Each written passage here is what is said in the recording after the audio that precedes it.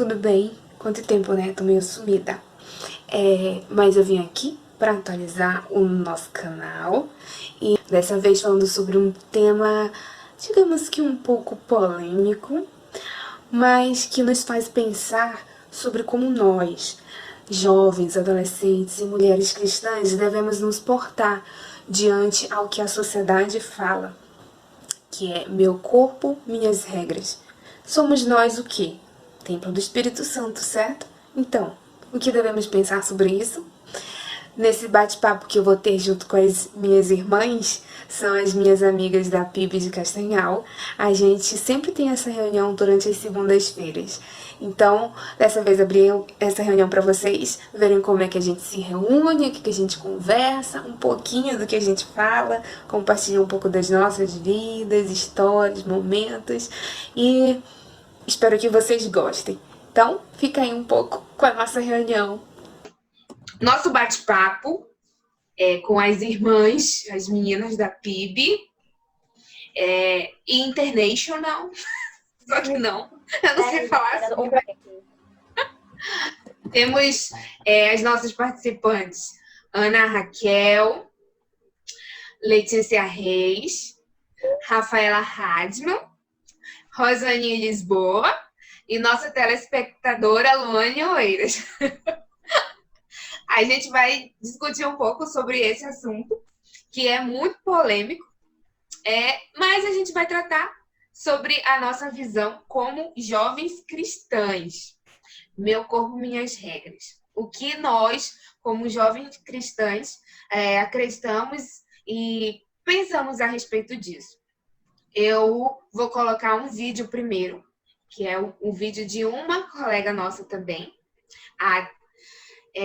que estava falando antes, e depois a gente vai falar em cima do vídeo dela, tá?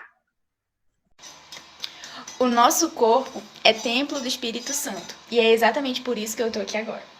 Há muito tempo a gente vem escutando a expressão meu corpo, minhas regras. Mas será que uma mulher cristã, uma mulher que serve a Deus, deve realmente usar dessa expressão da forma que ela foi colocada na sociedade? Lá em 1 Coríntios, no capítulo 6, os versículos 19 e versículo 20, diz assim: será que vocês não sabem que o corpo de vocês é templo do Espírito Santo, que vive em vocês e lhes foi dado por Deus? Vocês não pertencem mais a vocês mesmos, mas a Deus, pois Ele os comprou e pagou o preço. Portanto, usem o corpo para a glória dele. Eu acho que nada mais claro do que esse texto mostrando pra gente que o nosso corpo deve ser usado para glorificar a Deus. Tudo que nós formos fazer no nosso corpo, antes de fazermos, nós precisamos pensar se isso vai de alguma forma mostrar que Deus habita em nós. A gente não deve esquecer nunca que nós somos o templo do Espírito Santo, porque Deus pagou, ele falou aqui, ele nos comprou e pagou um preço. Portanto, nós devemos usar o nosso corpo para a glória dele. Não há para onde correr. É claro que nós devemos nos cuidar, não devemos desleixar em relação à nossa beleza, também em relação à nossa saúde, tudo isso. Mas o que a gente deve entender é que sempre que a gente for fazer algo no nosso corpo, não vamos utilizar a meu corpo, minhas regras, a expressão, porque é nosso corpo que nós cuidamos, mas para a glória de Deus. Deus não nos impôs regras. Ele nos diz que tudo nos é lícito, mas nem tudo nos convém. E a gente precisa andar com a seguinte pergunta sempre na nossa cabeça: será que isso me convém, eu sendo templo do Espírito? Será que isso me convém, eu tendo que glorificar a Deus? E a partir de então a gente vai ter as devidas respostas para algumas situações que às vezes a gente se encontra. Então, gente, eu acho que ficou clara a minha ideia. Nós não devemos usar a expressão meu corpo, minhas regras, porque é um corpo que nós cuidamos, mas para Deus, para glorificá-lo. Então a gente sempre tem que pensar se aquilo que nós estamos fazendo engrandece ele, certo? E é isso. Ok. Então, Deu depois que pra ela ouvir, falou, gente? acho que já tá tudo claro, né, galera? Então, pronto. Só que não, eu acho que vocês também têm opiniões, né? E aí, eu vou falar uma coisinha antes da gente começar, que foi o o que eu busquei, né? O coletivo Feminismo Sem Demagogia, ele chamou todas as mulheres para entrar nessa campanha Meu Corpo, Minhas Regras, que não devia ser vista apenas como uma frase encaixada em uma foto. Ela é uma luta que todas as mulheres travam por viver numa sociedade patriarcal e capitalista, que a todo instante dita como elas devem se comportar, serem fisicamente e até emocionalmente. O que as mulheres fazem com seus corpos devem ser uma decisão única e exclusivamente delas. Elas dizem que nem da igreja, nem da família e nem do Estado. Uma escolha delas. Uma coisa que elas destacaram no coletivo, lá na página do Facebook, foi: nós, mulheres, estamos cansadas de sermos ofendidas e assediadas nas universidades, no trabalho, na rua, no transporte coletivo e na própria internet. Isso é diferente para nós, como jovens cristãs? Ou de que forma a gente se encaixaria nisso? Não pesquisei minhas regras, não pesquisei sobre o comportamento do cristão em si e das cristãs. Hoje eu estava lendo a Bíblia de manhã e apareceu isso aqui para mim. Do mesmo modo, mulheres, sujeitem-se aos seus maridos a fim de que alguns deles não obedecem a palavra. Se alguns deles não obedecem a palavra, sejam ganhos sem palavras, pelo procedimento de sua mulher, observando a conduta honesta e respeitosa de vocês. Eu vejo assim, que a gente tem que agir, se vestir, se portar, onde quer que seja, da forma mais honrosa que a gente puder. Por exemplo, e também, por exemplo, tem roupas que a gente usa short em casa, a gente usa short para ir para praia, para sair, mas também tem lugares que se cabem esse tipo de vestuário. Eu não vou para a igreja de short. A não ser que a gente vá, por exemplo, no ensaio do ministério. As pessoas estão mais à vontade, mas a gente não se porta desse jeito na igreja. Outra coisa que eu vi também é, por exemplo, a gente, como mulher cristã, a gente é muito discriminada e, por exemplo, foi aqui que eu vi. Em 1 Pedro 4,16. Tudo, se sofre como cristão, não se envergonhe, mas glorifique a Deus por meio desse nome. Muitas vezes a gente tem vergonha de dizer que a gente é cristão e tudo, e é uma coisa que a gente não deve ter. A gente tem que simplesmente ter orgulho de falar que é cristão, entendeu? Por exemplo, nas universidades, hoje em dia, a moda é a pessoa virar ateu. Ateia, a mulher virar ateia ou ser ateu. Eu fiz o curso de redação, que a professora não era, eu gosto muito dela, uma pessoa muito boa, mas ela não era ateia, ela era anticristã, por exemplo. Você falava que era cristão lá, pode perguntar pro Neto até. Ele fez o mesmo curso que eu. Tipo assim, ela falava realmente mal de quem era cristão, entendeu? Muitas vezes a nossa conduta por ser cristã, tanto mulher como homem, a gente acaba sendo pedra de tropeço para outras pessoas. Então a gente tem que ter muito cuidado da forma de a gente agir, de se expressar, de falar com as pessoas, porque muitas vezes a gente fala assim: eu sou cristã, mas você não dá bom dia às pessoas, você não dá um sorriso para as pessoas. Eu já cansei de ver, por exemplo, eu faço a feira aqui de casa, né? Minha mãe já se aposentou. Ela disse que é tudo por minha conta agora, eu que faço. Mesmo na pandemia, que ela me proibiu. Mas eu falo com todo mundo no supermercado, no líder, do faxineiro à pessoa da fruta, a pessoa do caixa. E, gente, é tão gratificante quando a gente vê o que um bom dia, uma boa tarde, uma boa noite, tá com você, tá tudo bem, um bom dia, que seja abençoado. Como isso faz uma pessoa se sentir bem. Então, não é só se vestir, da forma de se vestir, se portar. Claro que a gente tem que cuidar da nossa imagem, da nossa beleza, tudo. Mas não é apenas isso, entende? Eu vejo muito por esse lado. É de uma forma geral, né? A nossa conduta de uma forma geral. Então, observando tudo que a Rafaela falou, o vídeo que a gente viu e também o que a Gabi colocou no início, às vezes parece que é mais restrito, mas é um tema muito amplo. E se a gente observar a frase "meu corpo, minhas regras", para o mundo, para quem não é cristão, se aplica perfeitamente. Mas, do ponto de vista de uma mulher cristã, de uma garota cristã, a gente tem que considerar o que, justamente como a Adria falou no vídeo, e o que está na palavra de Deus em relação a isso, que nós morremos junto com Cristo e somos nova criatura com Ele. E se somos nova criatura, nós também temos que ter uma mente renovada. E isso nos leva a questionar tudo que a sociedade nos oferece, tudo que a sociedade nos coloca. Se isso realmente é algo que vai agradar a Deus, porque nós vivemos para Ele. E ele diz também, a palavra de Deus diz em Mateus, que nós somos a luz do mundo. E se somos a luz do mundo, Deus não vai colocar a gente em um local debaixo da cama, em um local escondido. Ele vai nos colocar em um lugar para que sejamos visualizados pelos demais, mas não para nossa glória, para a glória dele.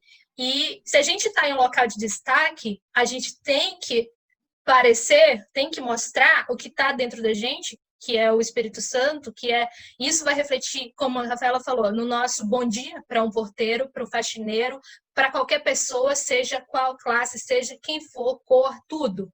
Isso vai refletir no nosso modo de agir, no nosso modo de vestir. Mas eu pergunto para vocês, isso é uma coisa assim automática? Isso é uma coisa que eu me vestia de tal jeito, usava umas roupas assim super indecentes e eu conheci Jesus, no outro dia eu já vou estar usando, sei lá, mudar drasticamente, rapidamente. Isso é assim automático pra gente? O que vocês acham? Não, então, para mim é aquela questão, né? A santidade é um processo. A partir do momento que a gente aceita Jesus como nosso único e suficiente Salvador, a gente tem que ter em consideração, ter em mente que não vai ser da noite para o dia. Aceitei Jesus, meu Deus, tudo vai mudar agora, perfeito, não vou ter mais dificuldade nenhuma na minha vida, eu vou me comportar de tal jeito. Não, a santidade é um processo contínuo que a gente vai ter que ir aprimorando cada dia mais. E como é que a gente consegue buscar isso? Justamente buscando a palavra do Senhor, buscando Ele em oração. Como eu sempre lembro que o pastor Benedito sempre fala, né, nas pregações dele, é aquela questão que a adoração é um estilo de vida.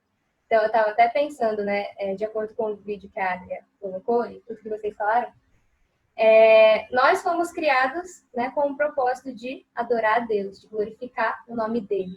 E quando a gente fala adorar a Deus, não é simplesmente, estou lá no culto de quarta-feira, culto de domingo, bonitinha, estou adorando a Deus, glorificando o nome dele, aleluia, Senhor. Amém por isso, mas adorar a Deus é um estilo de vida, ou seja, todos os dias nós temos que buscar essa adoração. E também é aquela questão, no nosso modo de falar, modo de agir, e inclusive no modo de vestir. Ou seja, tudo envolve, tudo está envolto, né, nesse processo de adoração a Deus. E eu achei interessante, eu estava pesquisando, eu achei interessante uma frase, porque nós fomos criados em imagem e semelhança de Deus, né? Então, nós devemos passar para os outros o quê? Uma imagem de santidade, pureza, respeito, princípios, valores, caráter. Ou seja, nós devemos passar para os outros tudo que representa Jesus. Então, eu achei isso bem interessante. Eu lembro a minha mãe, né? Mamãe, quando ela se converteu, misericórdia, caiu o negócio. Mamãe, quando não tá nem gravando. Mamãe, quando se converteu, ela, na verdade, só lia a Bíblia. Ela lia. Até que, depois de tanto ler, isso a incomodou, né? E foi quando ela decidiu ir à igreja. Nesse dia, falou para o papai. Ela era católica, e o papai já era cristão, né? Então, ela, num domingo, disse assim, hoje a gente vai para a igreja. Aí ele perguntou, mas para qual? Para mim ou para tua? Aí ela disse, não, para tua. Ele pegou até um sujo, ele disse, tá, bora, arruma os pequenos, a gente era tudo pequenininho, arrumou os pequenos e foram para a igreja, e nesse dia ela aceitou Jesus. Então, assim, acredite, a mudança dela foi radical. Mamãe, se você for olhar minha mãe hoje, porque ela era antes, querida, ela usava, o papai até disse que ele se apaixonou por aquela morena que usava aquele shortinho preto, assim, ó, e andava na rua toda... Ai, dela, você ouvindo isso, mas enfim, ela usava, acho que era o quê? Um palmo de short. Ela ficava dançando, ela tinha um grupo de dança com as meninas da época. Enfim, típico de adolescentes, das jovens, né? Mas quando ela passou a ler mais da palavra e a conhecer, a mudança foi realmente radical, sabe? As roupas que ela tinha, ela deixou de usar, até porque agora ela já era mãe. Então, ela não poderia se portar da mesma forma, né? Além de que o jeito que você se arruma chama a atenção de homens. Querendo ou não, isso chama a atenção.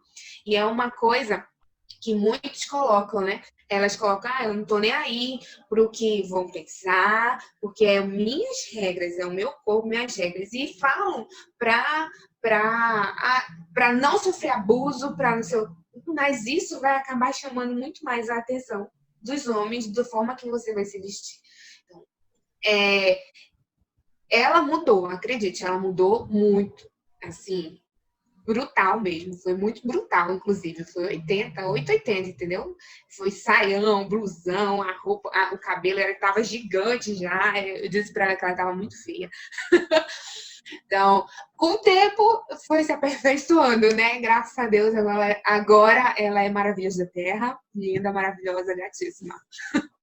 Mas, por sermos cristãs e mulheres cristãs, não deixamos de nos cuidar, né? E isso é um processo, sim. É um processo. Tem pessoas que fazem de uma forma radical, como ela fez logo no início. Mas com o tempo, buscando a santificação, buscando o conhecimento da palavra, a gente entende muito mais a respeito daquilo que Deus coloca pra gente, né?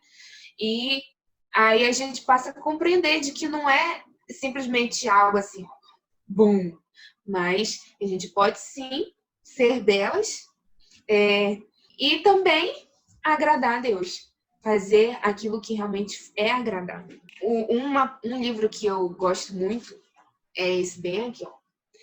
Deus, Casamento e Família. E tem uma parte que ele fala, do Andréas. Oi? Eu tô estudando pra casar. Claro, querida, onde eu Glória. caso.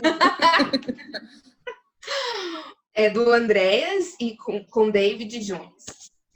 Com Andréas Conderberg, eu não lembro, não sei falar o nome dele não, mas enfim.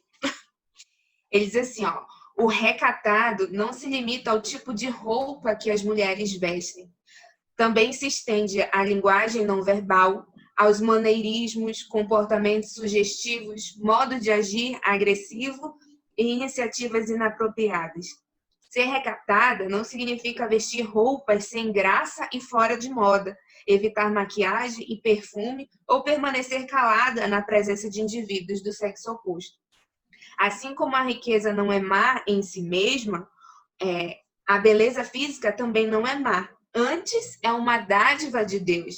E, no entanto, como a riqueza, a beleza deve ser considerada um bem confiado por Deus e ser acompanhado de sabedoria e discrição, como diz lá em Provérbios 11:22. A mulher, ela precisa ser sábia, né? Eu estava até procurando aqui um livro que eu li recentemente também. Foi até a tia do Felipe que me deu.